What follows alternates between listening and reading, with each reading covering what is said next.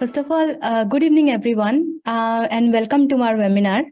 I'm your host, Shweta, and I'm thrilled to have you all here today.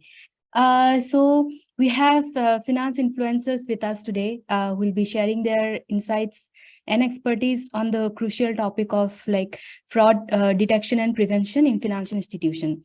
All of them bring a wealth of experience in the industry. A fact, did you know that in the 2022, Indian banks recorded 9,000 reports of loan frauds, which exceeds rupees 60,000 crore. I mean, so much the amount has been spent on fraud, right? So this webinar, we will dive into the challenges faced by the financial institution to combat fraud, as well as to learn about the latest trends, technologies, the best practices, those basically to stay one ahead of the fraudster. To make this webinar more interactive, we encourage the participants to ask questions and share their thoughts in the chat box. Our panelists will be discussing, basically addressing your questions during the Q&A sessions toward the end of the webinar. So now let me get started with the introduction of our panelists. First is Mr. Vikas Nayak. He's the CISO of Vishwas Cove Bank. He's a seasoned cyber security professional with 20 plus years of experience. He has a diverse background working with many organizations, showcasing expertise in information security, leadership, and strategy. He excels in various aspects of information security, including policy analysis, program design, risk assessment, and conveying information security management systems effectively to technical and non-technical audiences. Following, we have Mr. Vinayak Chavan, who is the CISO of GP Parsik Bank with a professional background spanning over 20 years in IT and 7 years in IS. He holds the responsibility of overseeing the bank's cyber security posture, which includes assessing security controls, ensuring compliance with audit findings, and conducting employee cybersecurity awareness training.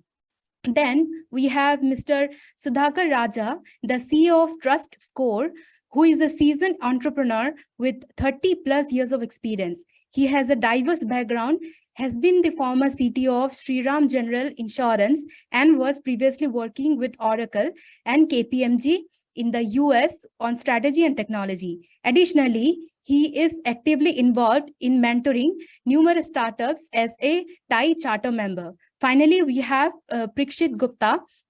He is a business and technology executive with nearly 2 decades of experience providing strategic leadership to Fortune 500 companies and startups.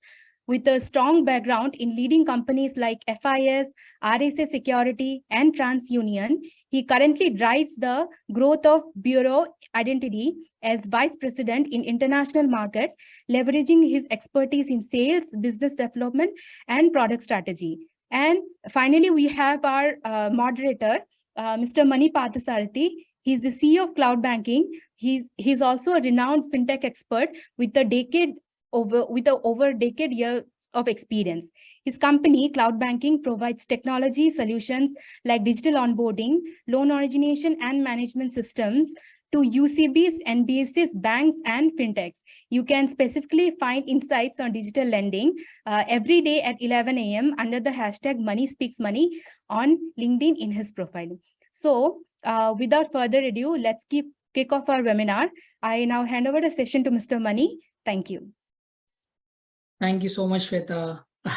That is a very detailed explanation of all the speakers. Thank you so much for that. Every time when we conduct webinar, right, we usually have 2-3 speakers. This time we have 4 speakers. And interestingly, so every time when we conduct a webinar, right, monthly twice we conduct webinars. So around various digital lending topics, right? So when we conduct a webinar, we do a dry run before a day, right? Before a day or two. And you don't believe this dry run itself took almost an hour. Like we were discussing what are the interesting topics that we can give to the audience, right? Yeah, there are a lot of things that is going to come in the next few minutes. So please stay tuned. So without any further delay, sir, Vikas sir, I'd like to ask you some basic questions, right? First, so can you please explain what are the types of frauds that is coming to the financial institutions and how you are making yourself available to solve it? Vikas sir, you are on mute. Okay, I'm just instructing my boys that don't come with anything else now in front of me. So I heard a question like your question was all about what kind of frauds are we dealing with these days? Correct. What are the types of frauds? Or yeah, fine, yeah. What are the can you come again? Matlab? Yes, that is fine. What are the See, mostly when we talk about comparatively with my bank and a couple of other banks where I am there, advising them on the information security, etc., and all that thing, there are only, I categorize the fraud into three parts. There could be other names, of course, the names and the jargons will keep coming up. But the three common frauds are the first party fraud, second party fraud, and the third party fraud. Like most commonly what we resemble. Third party fraud is nothing but where your identity is misused by others. Either it is, fished out with some scams, somehow they manage to get it, and then after they try to apply on behalf of you, portraying as if it is you. This is pure identity theft fraud where the other party is totally not aware of where and why his credentials are used or misused, and later on when he comes to know is when there is a jump or whenever there is a NPA kind of situation, when the bank starts pursuing them, be it a credit card or be it a normal loan or mortgage side of thing, anything like that. So that is where a person comes to knowing that, oh, his credentials has been misused, and that is where he has come to the fraud. While the lender, we as a lender, we are the lender and they are the beneficiaries, right? As a lender, what happens with the third party fraud is most of the things, there are certain set of loans that we want to disperse at the quick. So sometimes what happens, not with my bank, but there are a couple of banks who have outsourced this job to some third party vendor. So they are all small loans. They are not very big loans, something around, 30,000 to a lakh rupees or something like that. So what happens is they are here to, achieve the target. In the span of achieving the targets, they somehow end up doing a great activity. So that is where everything can get sour for us. That is one example of the third party thing where we are dependent also. And sometimes third party, when it comes to the bank, a lot of scrutiny happens. Nowadays, the technology is also there. Where I think so. In Vinayak also will be speaking on it. Sudhakarji is himself here to bless us with all the innovation what he's brought into the market.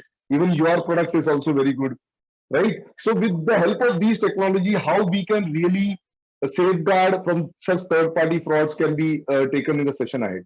Then there is something called second-party fraud where I am a party to it. I am like a abater, but I will not come as a face front, but I will use or misuse somebody by telling that I will give you some cut and share. You go and take a loan on behalf of me by providing my credentials.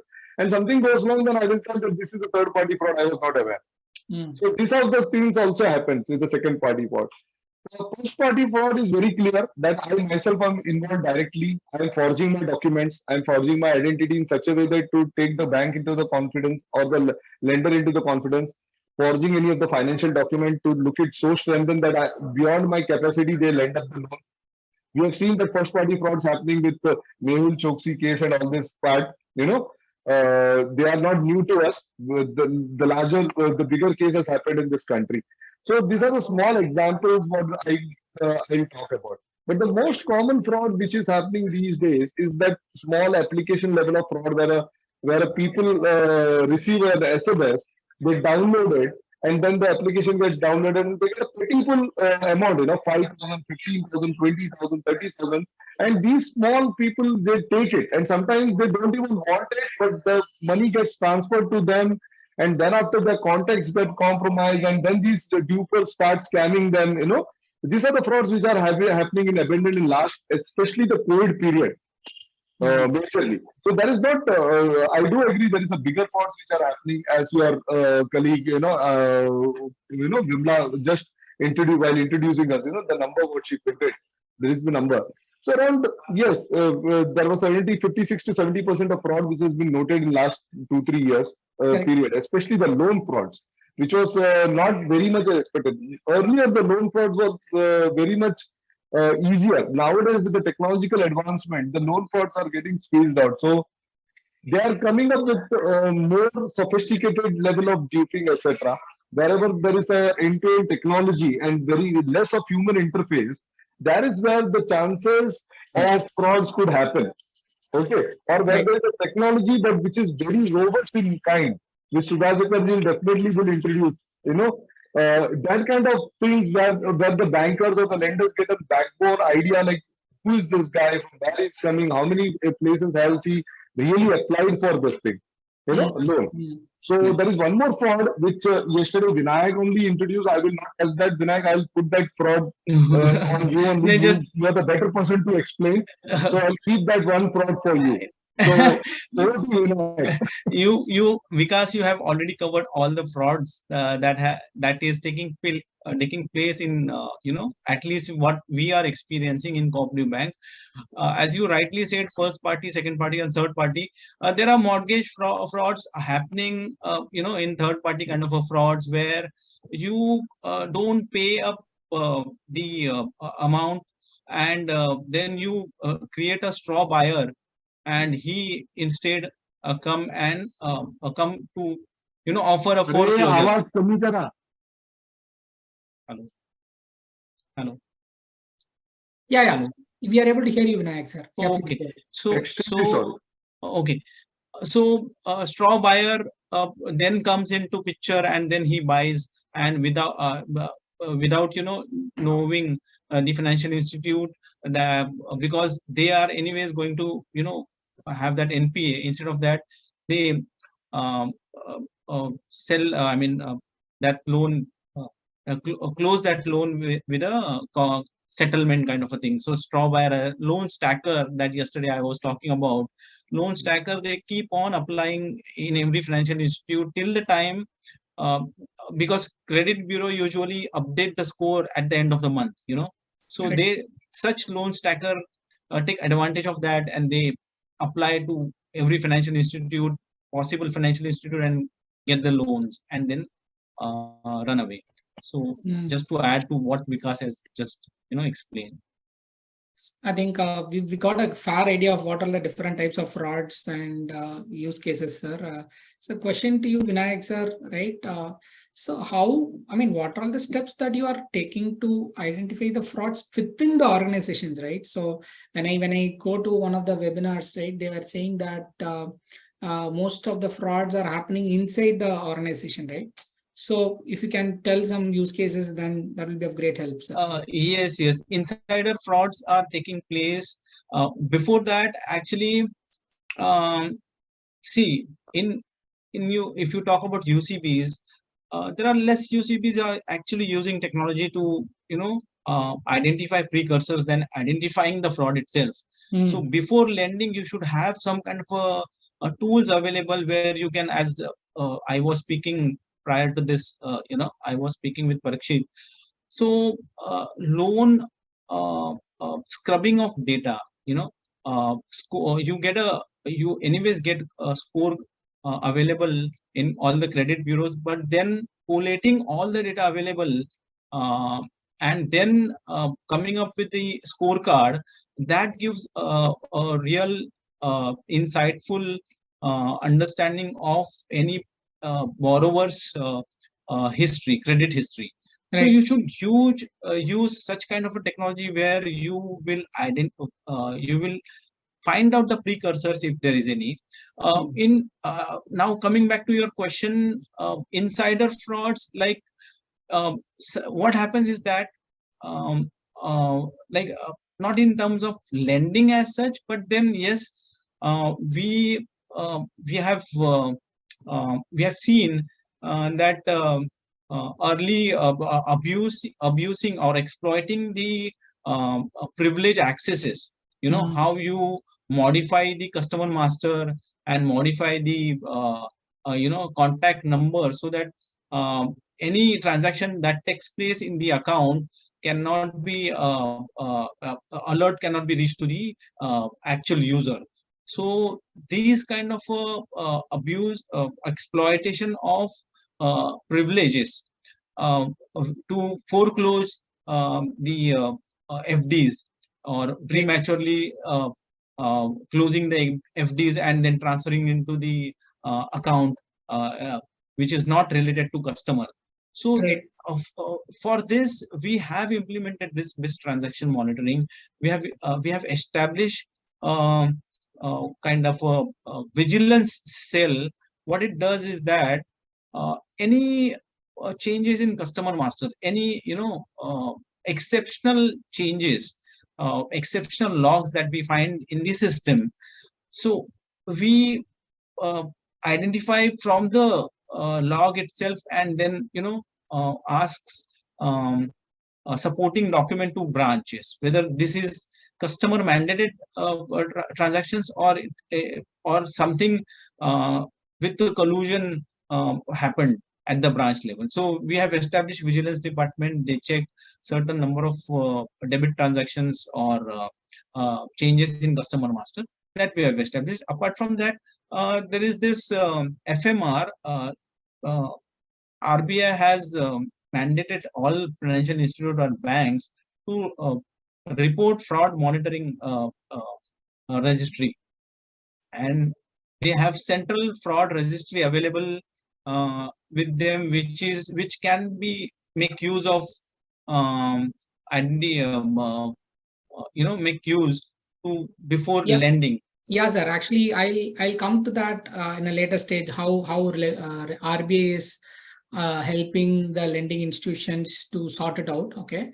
So interestingly, the panel is right. We have 2 bankers and then 2 technologists, right? So I'm just moving on to Preekshit, right? So Preekshit, from your experience on the bureau identity, right?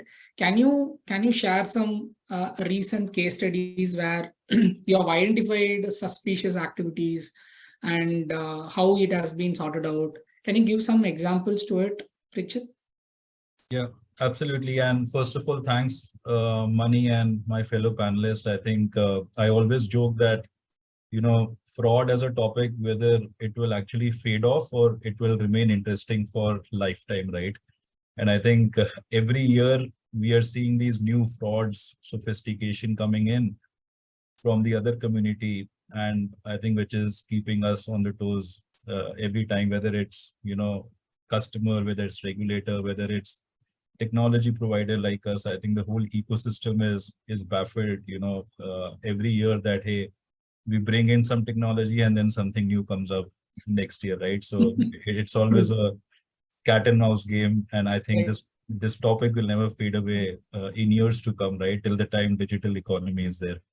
So yeah, I think I was hearing what Vikas and Vinayak alluded, right, in terms of some of the fraud trends they are seeing within their institutions actually.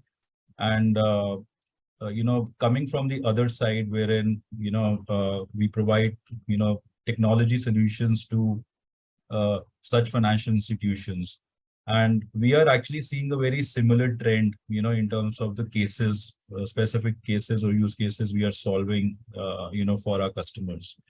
And I think the most prevalent fraud scenario is around synthetic identity frauds. I think this is one topic which I think my fellow panelists have spoken that they are also facing within their systems.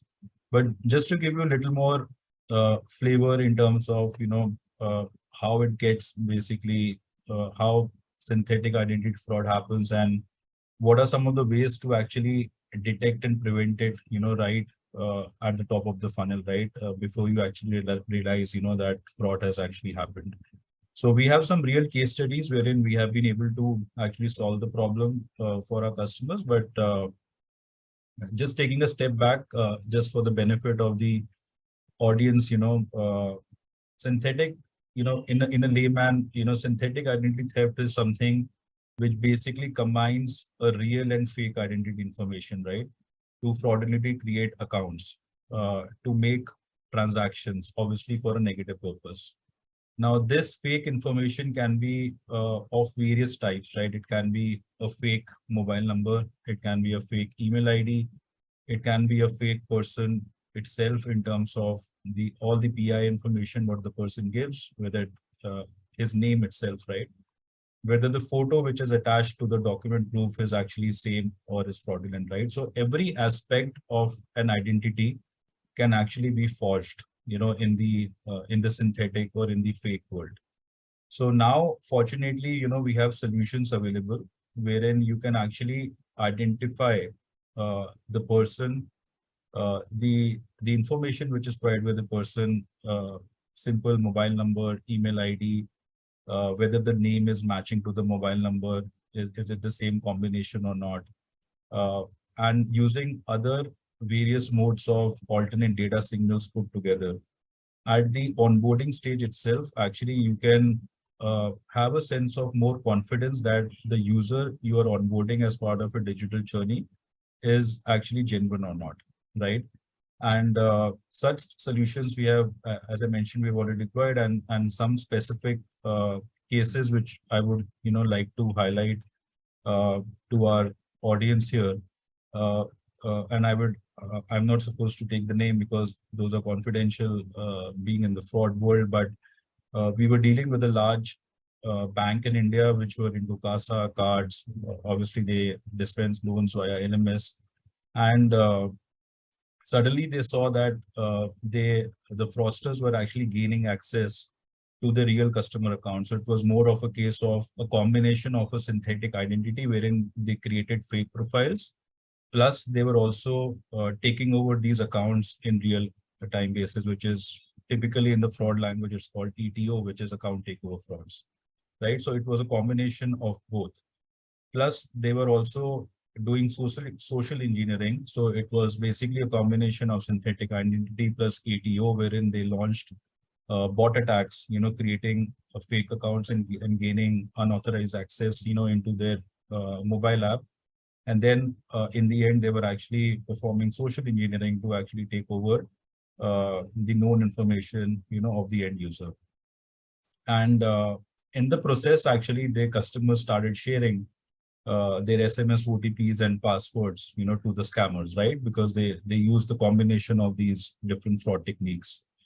By using, some of the technology solutions, by companies like us in the market, right? So we can actually stop these. First of all, is the detection part. We can detect these transactions in real time, and at the same time, we can also prevent or stop these transactions, right?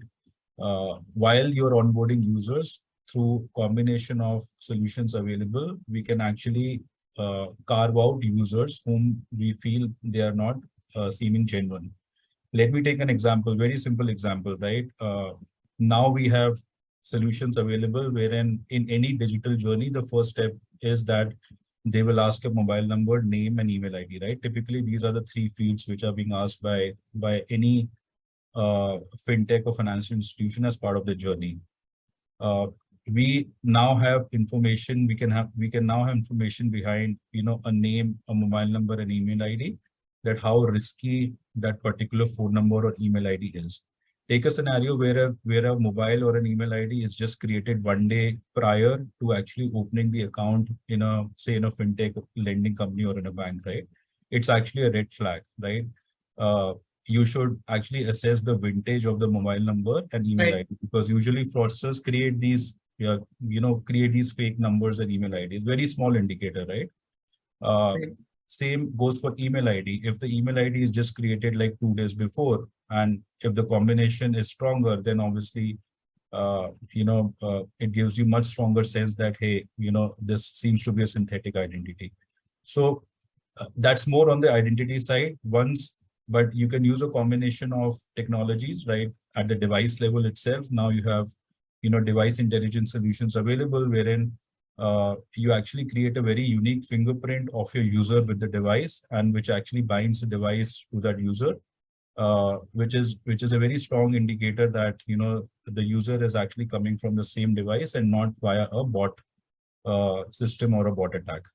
So by doing all this, actually, we were able to see that, 70% of the risky transactions, what this bank used to actually bucket, they were actually stopped, when they put all these combination into execution. And then they were able to confidently onboard users with an accuracy of 90+%, which is, I think, a huge uplift, which they got. And now they are more confident in dispensing loans because they were able to manage the growth without, actually concerning about the fraud. Yeah, Prakshit. I think the interesting use case what you told was the new mobile registration and new email registration, right? Mani, just to add to Parishit, as he said, Yes, sir. how for us it will be boon for us if we get such kind of a tool handy, because we also monitor the loan disbursement of gold loan disbursement. So when we see that the account is open just yesterday and today itself loan was disbursed in that particular account. So we do this. This is one of the use case that we have added in our monitoring system. So how it will be like if we get technological advantage, like Parishit was telling. Yeah. So Yeah, we sir. can have that on our diet. Cool. I think that also makes sense. So moving on to Sudhakar sir, I think so how these loan frauds are getting registered, right? So because everybody recently Shweta was saying that there are now 9,000 frauds have been registered, right? And how it is actually leveraging to the other financial institutions, right? Somebody are actually reporting to Vinayak was saying that RBI based registry is there. But before that, right, before disbursement, before the frauds have not been given to the RBI, how it can be monitored, how other financial institutions can help? Thank you, Mani. That was a good question. By the way, that's exactly what Trust Score is trying to solve as a part of it, right? So today, if you look at it, each of them, we call it risk silos. If you hold that information, let us say you find out about a particular information, before even you lend to somebody for that matter, you found out that somebody gave you a falsified loan document as an example, right? And they're trying to defraud you, or he's trying to do something else which is come out as a red flag. You holding that data with yourself is a risk silo, because until you share it with the rest of the world, we call it data democracy, if you like, right? So if, let us say, Vikas's bank and Vinayak's bank shared that information with us for that matter, they can reuse the data in their own lending capacity for that matter. Right. So that is the basic idea behind how Trust Score is trying to solve it, is by creating the data democracy as well as a part of the entire storyline, if you like. And also, if you think about it, remember, a borrower in your bank is also an employee somewhere else. People forget, if you like. So you need to be able to identify risks from multiple angles. For example, even the likelihood of somebody committing a fraud. Would you lend to somebody who's committed an employment fraud? He could have committed an employment fraud as a part of it, and nobody checks beyond the current employment for that matter, right? They don't even look at that such data for that matter, because there is no data such available in the ecosystem, which is exactly what Trust Score is trying to solve, is to bring all these kinds of data into a single, in a format which can be digested and used as a risk mitigation strategy for lending as well as a part of it, if you like. Okay. And also there is today, if you look at it, RBI is coming out with the policy for the security, rather reporting the issues as well. But that is post lending, right? That is number one. Number two is also today, again, that becomes today, if you look at it, we call it again, if it is not available to the common person. So before even you rent an apartment to somebody, wouldn't you want to know if this guy is a fraudster, as an example? Why only financial institutions are holding the data for that matter, right? So that is where data democracy becomes more relevant, if you like. And that is also a reason why people will stop committing fraud, because there is a problem today is, if let us say Vikas is holding on to the data himself and Vinayak is not able to see the data, then the person can get away with it. So he can freely go around doing this as a part of it. But in reality, if we are able to bring the data democracy, he will not be able to get a rent for the property. Forget about rent. You cannot even get married for that matter. If I can bring that kind of data democracy into the whole storyline, all of a sudden it will also act as a deterrent for people who are trying to commit willful fraud. And there was also a conversation about internal mechanisms and the frauds that are happening within the organization for that matter. That is another big challenge that is haunting the industry, because a guy who's working here is going from here to the next company and committing the same fraud. In fact, I've come across this in multiple organizations where the same guy is actually going from one company to the other, committing the same fraud for that matter. And the companies don't come to know because there is no repository for them to check it for that matter. So Trust Score actually is trying to bring that ecosystem together to solve it, is the basic idea of what we're trying to do. Great, sir. I think that's a wonderful solution. Maybe that helps a lot in terms of the financial institutions. Sir, Vinayak, sir, that is over to you, sir. So you were saying, I just interrupted when you were explaining about how the loan frauds are getting registered in RBI, right? Can you just give a brief about it? What kind of loan frauds have been registered? How a lender can leverage those frauds, right? So can you just give an explanation on that, sir, Vinayak, sir? Yes, FMR is something which RBI has already mandated to all the banks to report their frauds, in almost a real time, when as soon as you identify those frauds. So this can be fed into the central fraud registry database, where all other financial institutions. So you can, they have also mandated, RBI has also mandated every banks to put in place a system where you check before lending this particular central fraud registry before actually disbursing the loan. Is there any API available to check those data? As of now, they have given the access onto their website itself. Okay. But very soon, see, I am also part of I4C cybersecurity, reporting the cyber crime reporting this thing nodal officer, where RBI takes data from that cyber frauds, and also asks banks to report the fraud which have taken place, where the fraudulent amount proceed has come to your bank account. So you have to report that bank account and contact number to RBI. So RBI, in its vision 2022-25, they want to create negative list of all these account numbers and then publish real time. So you can leverage that, as you said, you can integrate with API, and you can actually stop fraud proceed, getting transfer to account. You can actually stop. So you can develop that capability. So RBI is in their vision, they wanted to establish this system by 2025. Similarly, asset side fraud also, they have created a central fraud registry where you can leverage, you can access those database. Details. Okay, sir. I think that gives an immense amount of details where we can just go directly take the details from the RBI, right? So FMR. And sir, over to you, because sir, so I'm a lending institution. I would like to immediately identify some signals, right? How can I identify that as a fraud? Any early signals or any warnings that we can, as a lender, I will be able to get it quickly, right? Any ideas on that, sir? Yeah, I'll tell you.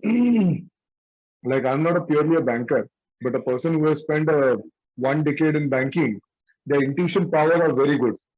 They are no less. They immediately sense the sensors, more than the technology. As soon as any of the lender or the borrower who's coming, trying to dupe them, the sensors are so good, they immediately tell this guy is going to. Okay, so actually, this question is I should have got somebody from my loan department. They would be the person to answer this. Sir, one second. Can you come closer to the mic? Your voice is now it is audible, sir. Yeah. It is audible. Okay.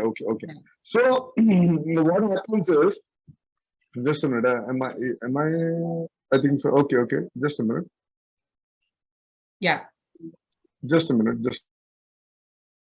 We are getting a lot of questions on the audience perspective. So please feel free to post it in the chat option. We'll be able to answer it one by one in the last few minutes of time. Yeah, go ahead, sir. Because sir, you are on mute. Okay. Am I audible now? Yes, much Okay. better.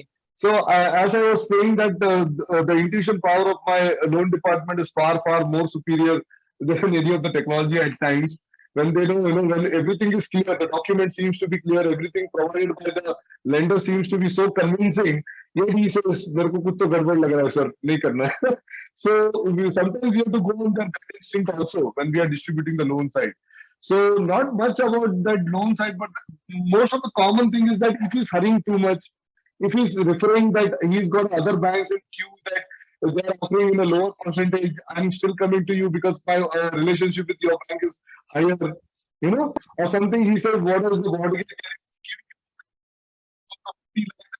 only for 5 lakhs? All these things, when he's pushing you very harder, these are could be the red flag indicators. We come to know that he's too much desperate. You see, loan person, of course, they are in need, so they will show some desperation, but they will not be desperate beyond a point. They will not lose the respect in pursuing the loan. Okay, somebody who does that, or somebody is getting too egoistic when they are demanding anything from the bank, we should come to know that something is wrong. You should double check the documents, re-verify it, and of course, with the technology in place, as Prikshit told or Sudhakarji is bringing in, those kind of platforms will be really handy for any to cross-verify whatever has been provided. See, most of the fraud what happens is, I am actually from other state. I am come for the job in some other state and then applying for the loan back because I have spent some 2 years and everything is all about, the actual, the place of birth is some other place. I will go to return back for the if that is not verified. That is going to be a tough job for those kind of loans, especially when you're giving some personal loan basis on the job or etc. etc. So these are the tough times. So when you're doing that, cross-checking all the prior KYC document is must. At the same time, somebody has to take the ownership of the local side. In our bank, we always say, okay, you come from outside, that's okay. We need a guarantor from the local side. We don't need a guarantor from that side.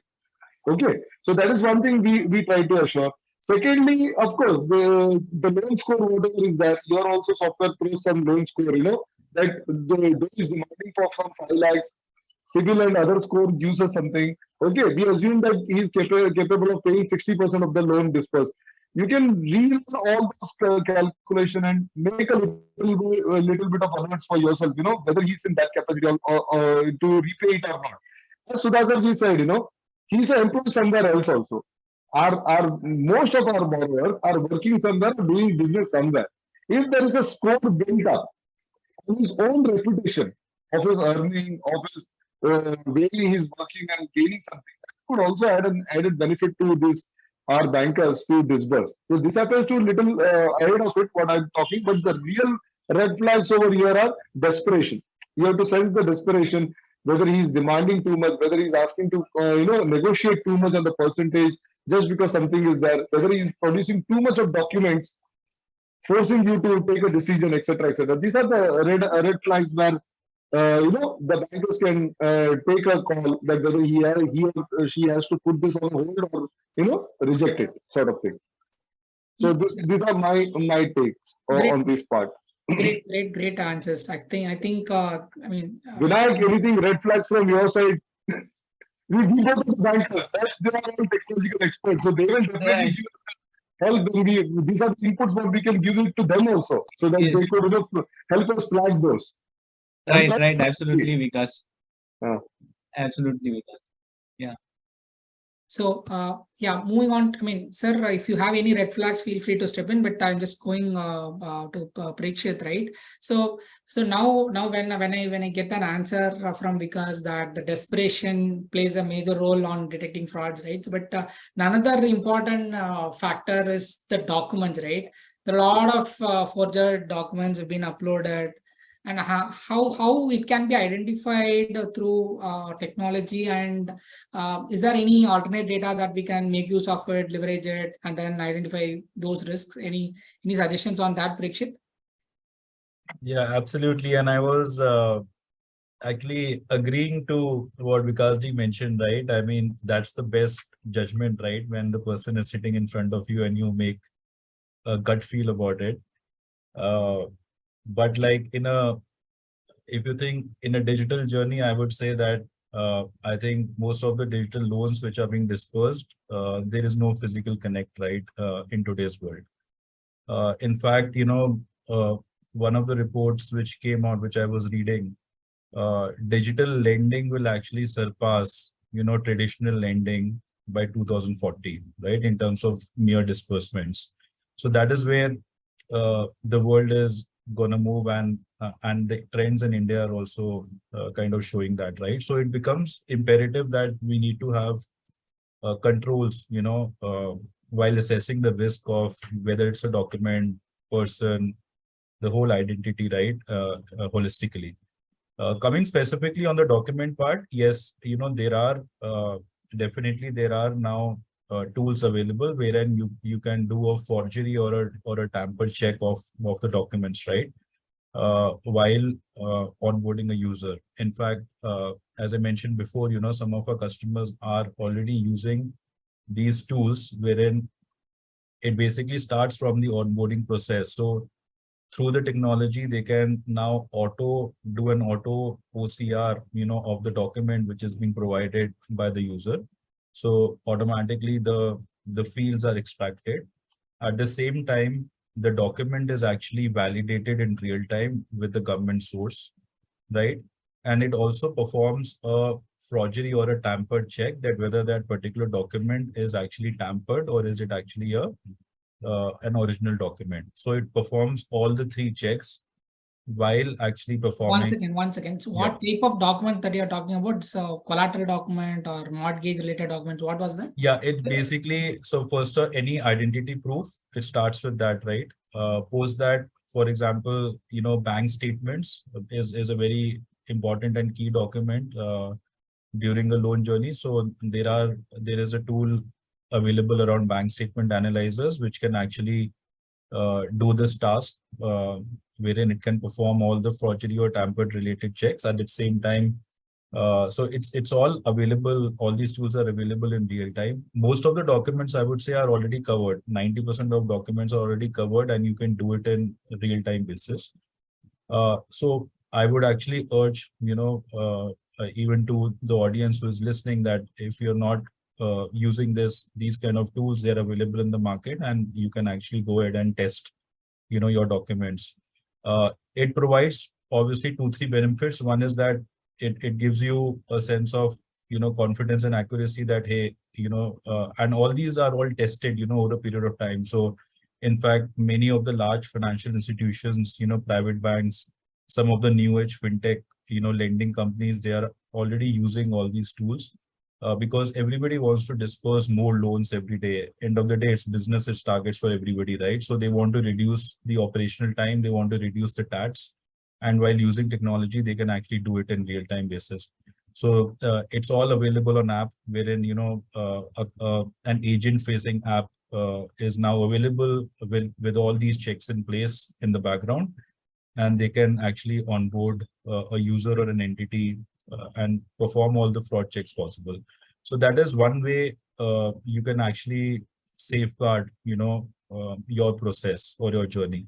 Second interesting thing, what you can explore nowadays is, everybody would have heard of account aggregator, right? So account aggregator framework has now come out and by RBI, and again some of the lenders have actually started making use of account aggregator as a framework.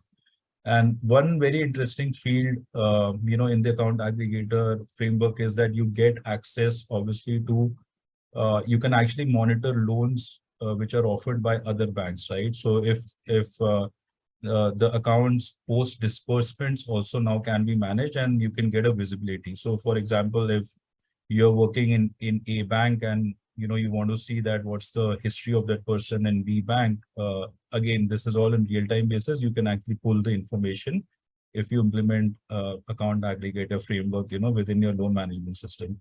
So that is second way you can, do these kind of checks. Third is, as I mentioned before, there is a very strong alternate data-based scoring mechanism available, which also gives you more confidence in terms of, mobile number, email ID, digital footprint. So combination of all this, document tampering proof, alternate data plus account aggregator. If you deploy this in holistically, I think it can give you a sense of protection and confidence that you can actually onboard your user with least possible risk possible. Yeah, thank you so much, Prakshit. I think this cause I think List possible risk, and to add to the Parishit, list possible risk and to improve the TAT also. Absolutely. I think that it's both. I would say this cuts across both. One is the growth story. Obviously, you can disperse more, get more business. And second is, your fraud gets reduced in real time. So it cuts across both the angles actually. I think in one of the webinars, I came to know that from the top private sector banks, one of the banks chief information officer said that after implementing digital lending solution, they are able to disperse the loan in 1/10 of the time they were doing that before, and the TAT has been increased, and of course with the cost has been reduced to 1/10 also, right? So this Absolutely. I think you're right, bang on. I mean, the costs have reduced drastically thanks to some of the early adopters in the industry. They tested, they've done all the hard work in terms of going through the POCs, going through the testing, different kind of documents, all those things. I think now as an industry, I'm not talking about, myself from bureau where I represent, but as an industry, we have reached to a level of maturity wherein I think most of the tools are matured enough, and even the rates are competitive in today's time. So I think it's the best time to at least start testing all these tools out and see within your own environment scenarios, how much accuracy, how much coverage, all those things. Obviously, it will differ from bank to bank, but having said that, these testings have been done at a large scale and large magnitude of lenders. I think you will surely get result if you are a small or medium-sized bank. okay.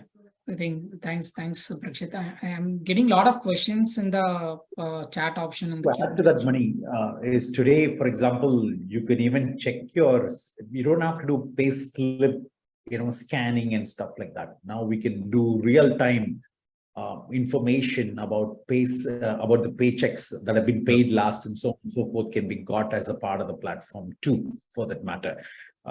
In fact, that is one of the things that we also offer. And also another thing is also to look at, the employment records in real time, because today you also want to know when the guy has left your organization, what is the risk that he is going to accrue, because let us say, for example, somebody got terminated today. When did he resign? All these kinds of information would add a lot more data for you to be able to make quicker decisions as well. How long has he stayed in an organization, not just in this organization, but from the past organizations as well. There are a lot more information that you could derive out of the kind of information and provide faster loan dispersal based upon such risks as well. Perfect. Makes sense, sir. Sir, question to you, Vinayak, sir. So there are a lot of NBFCs or UCBs who are coming as part of the audience, right?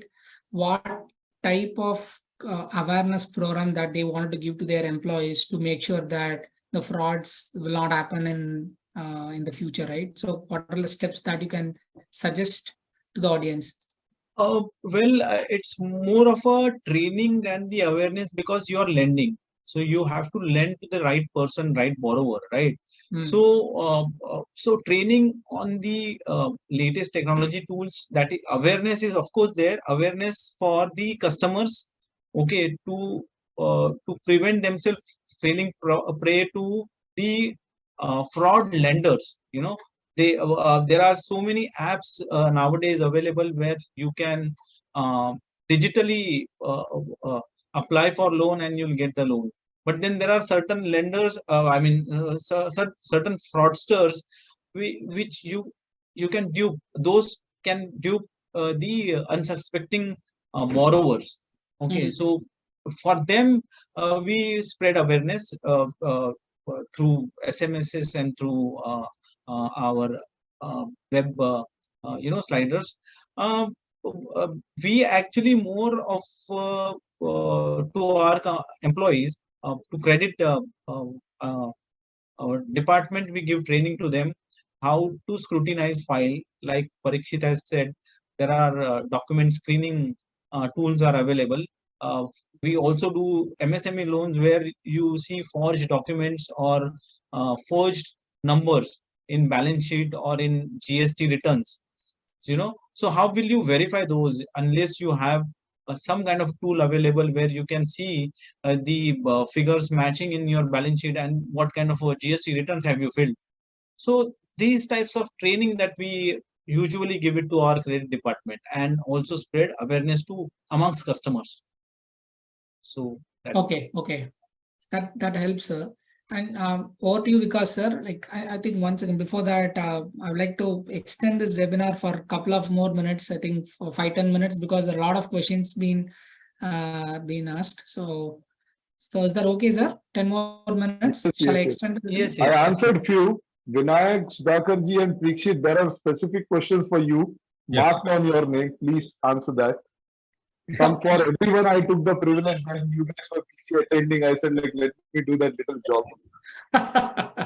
Sure, sir. Before getting into that, right? So I like to ask one important question: where the moment the fraud has been identified, right? The lending institutions, how do they have to communicate those awareness to the customers, right? So that is another key aspects that every lender has to know that. Maybe if you can throw light on that, that will be a great help, sir. See, mostly what happens, to be very upfront with you, any bank which undergoes a fraud, especially a loan fraud, they don't like to come on their own and voice out that this is what blunder we have done. This is where our judgments failed. Okay, and we had a black sheep and something happened like that. They are never honest. I'm telling you very honestly. So Okay. some might disagree, but I will not. I will tell you that most of the people will try to hide their bad side and try to say no, everything is good going on. So this kind of culture is not yet practice in India as of yet. Sudhakarji has served some up countries. He will agree with me. As openly they will admit to the mistakes outside in the financial institution. We as a financial institution will try to be discreet, try to cover up something, etc., etc. And most of the people who are attending also, they will agree if they are from the financial industry. So what we do is try to cover up in a very positive way. So we will say that, okay, these are the frauds happening it came to our notice recently, such frauds. We'll put our case study and publish it to others, making them aware that this kind of frauds happen. Don't try to do this. Or you can come under this section of the law, that section of the law. Your life could be at this miserable side if the bank takes action, etc., etc. So most of the people will use this strategy by quoting some other XYZ bank rather than telling this has been identified in my own bank. Luckily, in my own bank, no such things has been yet detected, and I'm not lying at all. You can come to my bank over here and check it out. Do your audits. You're most welcome.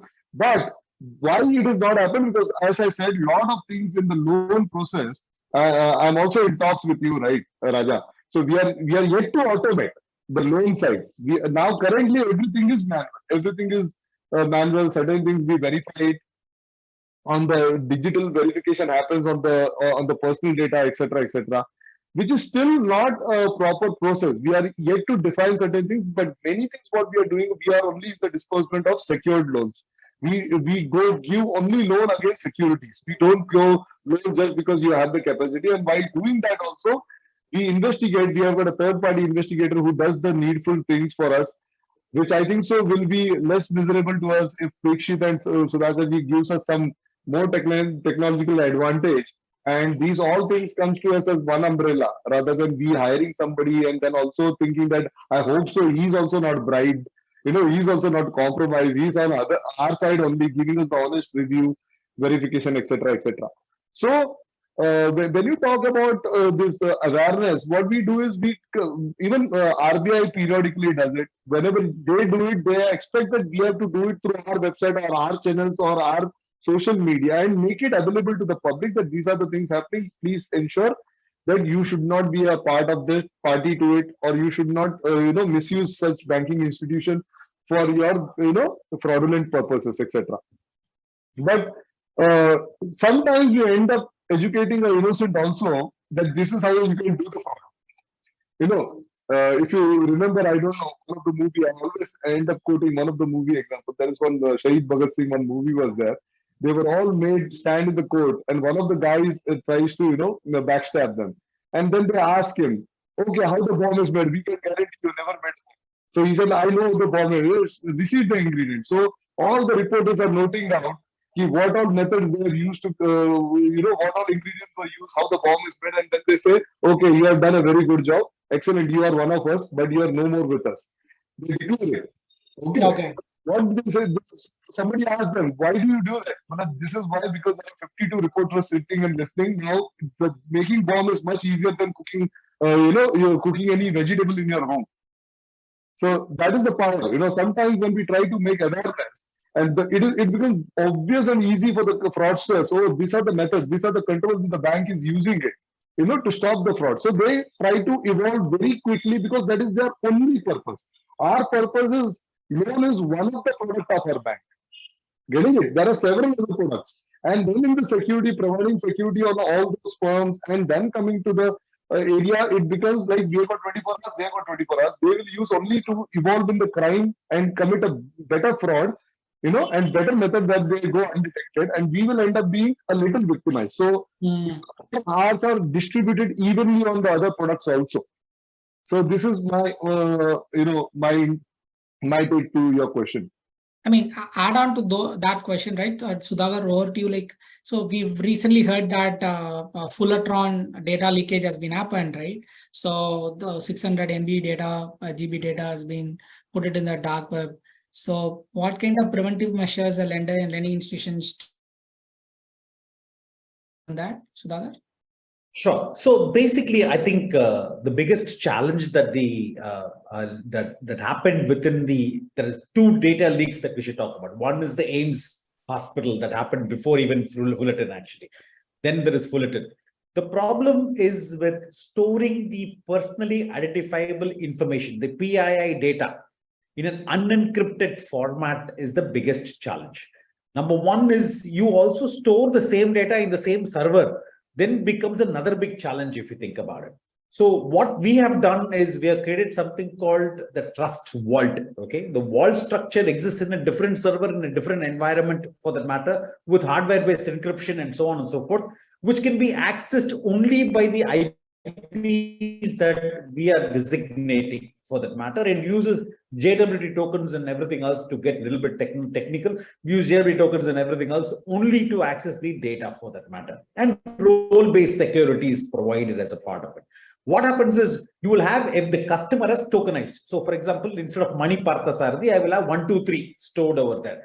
Who is 1, 2, 3? You have to go to the trust vault, if you like. So at no given time, your data is breached and your PII data never gets leaked. The biggest challenge today is that, I've got the Aadhaar number, PAN card number, the whole 9 yards being available as a part of the Fullerton breach is the biggest challenge if you think about it. Or if you take the AIIMS data hack, the Prime Minister's health record and his ailments are all stored right there for anybody to see, for that matter, in an unencrypted format, for that matter. So in order to solve this, I think the vault structure, the way that we have built is the right way for it. And we have also used it like a consent manager.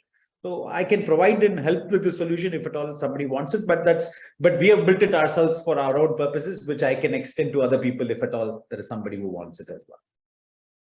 Cool, sir. And Preekshit, so we were all talking about the data, machine learning, right? Yeah. A lot of things are happening. Data is a new oil. How alternate data is helping us. So can you throw some examples on how machine learning or data analytics are helping us to identify frauds? Yeah, absolutely. And I think I would say that the answer to all these questions and puzzles, end of the day, lies in machine learning and AI, right? I mean, because we now have so much of data, right? I think there is data overload, behind any user or any identity. The trick now is that how do we get all this data as an input, and second is that how do we create it into a meaningful output and outcome so that you can take a decision in real time. Unless or until you detect and take a decision in the real time, I think everything else is useless, what we are talking, right? Because in today's digital world, it has to happen in real time. So obviously fraud, analytics becomes a key horizontal across whatever we are talking, as a group, from possible solutions. And basically, it has to be a data-driven decision-making approach, right? There is no dearth of data. So what we have done basically as Bureau is that, one is these silos, what we're talking about, right? There is an identity verification vector, there is a fraud vector, then there are, other vectors, there is transaction, there is payments vector. How you can actually bring all these different silos and journeys and vectors we are addressing in terms of fraud into one platform, right? And you would have heard, now there are solutions available in the market which is alluding towards a risk orchestration platform, and that is one of the orchestration platform what we also offer, to the industry, that how do you combine all these inputs, all these signals, and basically give one output or a one holistic view of the user journey, a single pane of glass. Whether you are a CIO, CTO, CISO, or a CEO, right? Everybody wants to know that, hey, there is one, ultimately end of the day, there is one customer ID for any financial institution, right? That one customer ID basically takes different journeys within the institution. He takes different kind of products, whether it's card, whether it's secured, unsecured, whatever, right? How do you monitor that customer ID journey, differently, and basically make just one sense out of it, in the end? And all this is actually possible through an analytics platform, right? I think there is no other way to do it. I would only say that the earlier you adopt, the better it is, because these analytic models usually take time, to mature and to give out meaningful results, right? Because it's a combination of learning, and other methods. Even, some of our solutions which we deploy around device, I spoke about like creating a device fingerprint of a user. Now it's gone beyond, because fraudsters are also tampering devices, right? Now it's basically adding more signals. So we are also doing analysis of the behavioral analytics part, the user who is sitting behind the device. What is the relationship of that particular user with that particular device? Patterns he uses to do his transactions. His touch, his feel, the dwell time he takes to touch his keyboard. So all these basically adds as additional signals to just create a very unique fingerprint of a user and a device, and all this is possible through machine learning techniques only. Great. I think that gives a fair idea about how machine learning helps. So I have seen questions have been already answered by the speakers. So I've got few questions which is coming from the audience. Okay. So there was one question. I think Vinayak sir, you can take it up. You can just take 5-10 minutes more and then we'll close it out.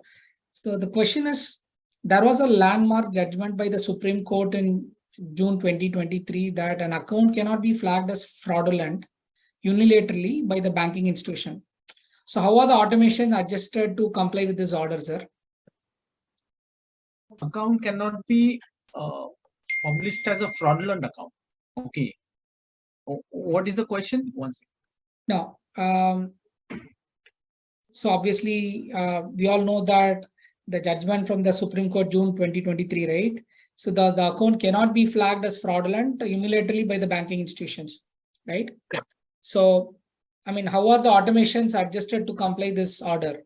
Like what kind of automations that help to make it as flagging or not flagging fraudulent? Well, if our bank has identified the fraud, so it is as per the master direction, you have to report to the central registry, right? Okay. So anyways, financial institutes or banks have to report frauds took place in their in their banks. So we as a financial institute or bank don't what do you say, publish that, but we have to report it. Then regulatory body has to decide whether they should publish this as a this thing, because I for us in our bank we comply to the requirement of the regulatory, where Okay. every month we report to the fraud registry. Okay. Beyond that, there is no control with us. Okay. So I'd like to add quickly over here. Basically, Yeah. Supreme Court judgment came where banks abruptly, without taking any proper legal measures or directions by regulatory, as Vinayak told, and then declaring them fraudulent. Getting it now? The Okay. ruling came in the favor where the banks, for the small parties, who failed to do that. Supreme Court never says that you cannot mark them. They say you have to give them equal opportunity. I think so. Every bank over here, everyone over here will agree. They are given at least 3 months EMI chance. Then after they are NPA marked. Then after Right. also there is legality which will be given. Legal process. It starts after 3 months. It is never in the first month. Do you understand? So one who starts that in the very first month, the orders are for them and not for the people who are following the orders. The Supreme Court is clearly given a direction that without giving equal opportunity to the borrowers, you cannot start harassing them or acquiring anything of the thing, or whatever their mortgage, you can put it on public and recover your loans. You have to give them equal stance, give them, serve them notice, and then have to come back. So that is what I would like to add. Okay. Yeah. Another question is, so what kind of frauds that we can do it through the social media profiles? That was another question. Preekshit, if you want to step in on the social media thing. Just to go back to the previous question, Mani, sorry about that. Yeah. I just thought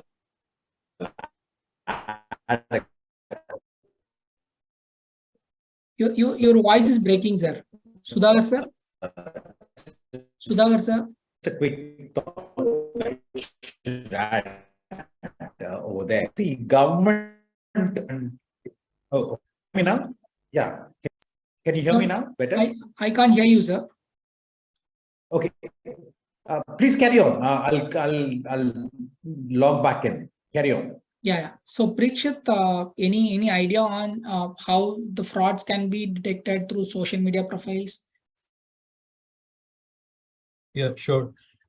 I think one of the key parameters to check is, so one is the impersonification which happens over social media, right? So one kind of frauds are where somebody creates a fake profile itself on social media and basically impersonates a person and lures that person in various ways, right? So these kind of frauds are pretty prevalent. So obviously you need to be careful in terms of the profile itself. And again, from a technology perspective, there are solutions available for institutions to identify fake profiles over social media, right?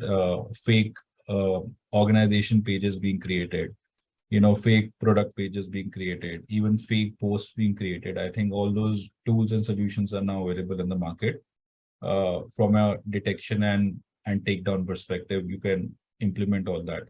Second is that from the consumer standpoint, and this is more from lending standpoint, as I mentioned, now you can basically assess the digital footprint of the user, right? So now you can monitor that whether that particular user, on how many social handles basically that user is present, right? And since when, what is the vintage of that user? When was that account created? Just like we do it for phone number and email ID, the same formula can now be applied on social media as well. Very simple check, very simple rule that, nowadays, I think most of the genuine people are on WhatsApp. Most of us are, most of the people are at least on Facebook or Instagram, at least one of the two. So the ideal profile will actually fall into that category. If the answer becomes no, that they are not present in any of these mediums, then it becomes as a red flag, right? As part of your onboarding journey. So these are some very simple checks you can actually put as part of your policies. As I mentioned, that all these all these are available. All these are already deployed by some of the fintechs already, wherein they use all these signals to gauge the users in terms of genuine or fraud onboarding.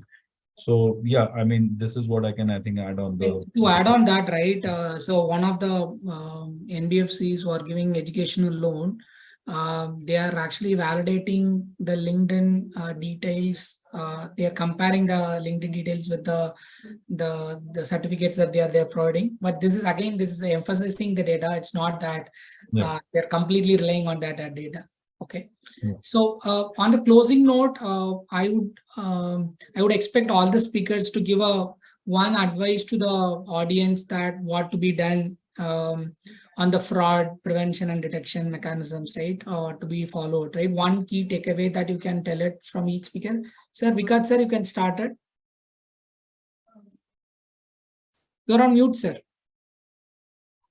I would say that, you know, one of the most common thing, I know most of the people will say, but since you asked me first, always stay alert and aware on the evolving trends, what is happening, keep a close eye on the news, etc.